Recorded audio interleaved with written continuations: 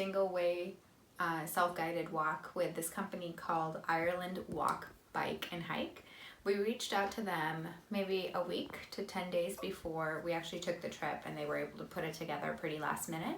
So what they do is they give you the route that you would walk. They set up all of the accommodations at the B&Bs that you're going to be staying at, and then they also set up the luggage transfer. So if you have backpacks or suitcases that you're carrying with you, you just leave them at the B&B, and then the company will figure out some way to get them to the next B&B for you. So that's really cool. So some of the things that they gave us was this cool water bottle, which came in pretty handy. So we had this plus another bottle about this size, maybe a little bit smaller, and that was fine for all of the days that we were walking. They also supplied us with a folder that gave us all of the details about our walk, including topography, step-by-step directions, including photos, some helpful hints about where we could eat in the towns that we were staying at, and they also provided maps and like a waterproof cover for everything. So really helpful. We loved it. We would definitely use them again.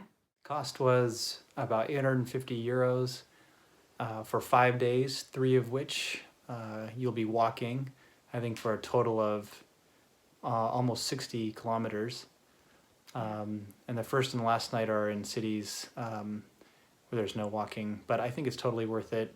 850 euros well spent. And I think there's a couple of companies that do this, and so far we've heard good things about pretty much all of them. A couple of musts for the walk are waterproof shoes. It was quite muddy here in early September with a bit of rain, and we brought about 1.5 liters of water, which is a little bit conservative, but I'd probably recommend 750 milliliters as the minimum.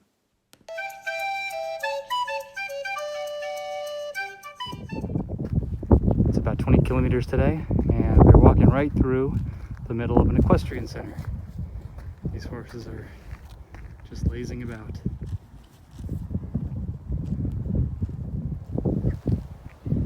We're on the Dingle Way in County Kerry, and just started our walking tour, but we've already found some wild blackberries that we're gonna wash. I already tried one, and it's so sweet, so delicious. It's really nice here.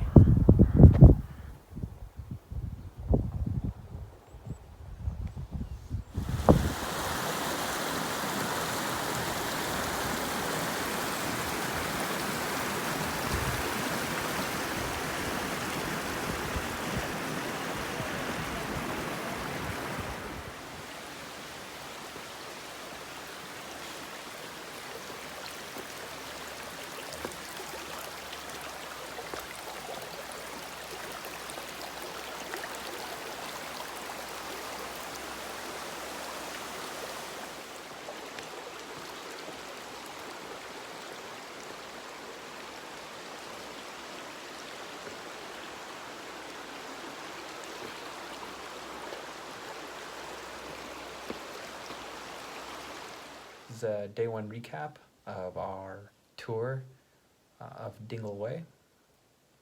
It's on the Dingle Peninsula in County Kerry in Ireland, and we lucked out with really lovely weather, which was a little bit surprising for this time of year. We saw so many sheep, and we walked through a horse farm and just had beautiful views of the water and the ocean, and then hills to the side.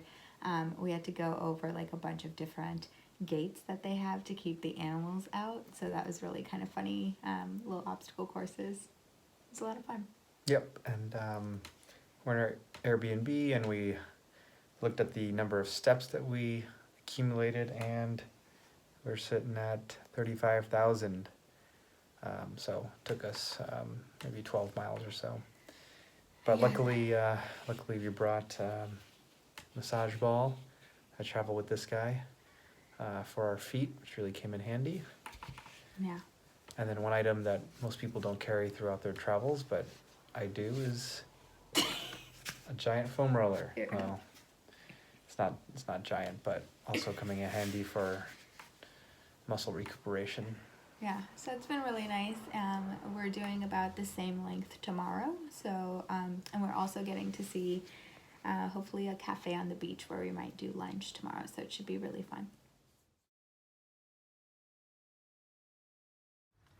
Day 2, Dingle Way, starting off about 10:45 in the morning. I think we'll get to destination around 5.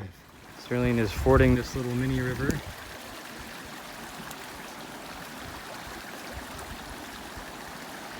We're on our way down to Inch Beach.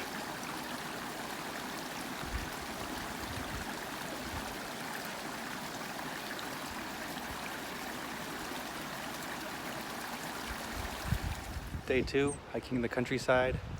We've been going from camp and we're headed to a place called Inch Beach. We're excited to see exactly how large that beach is. Here's the surrounding area. Lots of sheep and mountains and rocks everywhere. The sheep are all brightly colored because it's part of like EU regulations to be able to identify who the sheep belongs to, which is kind of interesting.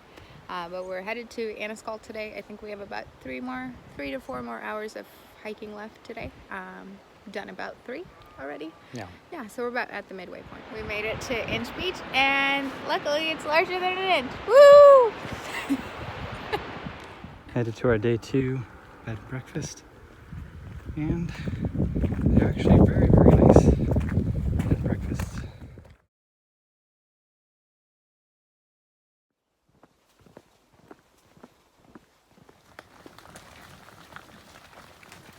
There's a cow crossing on day 3 right in front of us.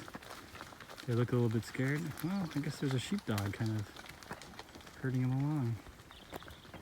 Seen a lot of sheepdogs here in Ireland.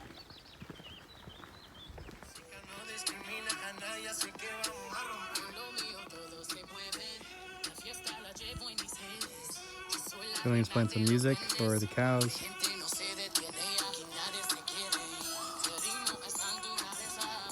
They seem to pay attention. One just peed. Coming up to Minard Castle. It is in a pretty ruinous state, so we can't get really that close to it, but it looks pretty cool from out here. See some of our walk. Mostly a road on this 3rd day. Day 3. Found ourselves at the end of the road. Nice little beach. Behind Sterling is a castle that's in a bit of ruins that we can't get to, but it's pretty cool from here.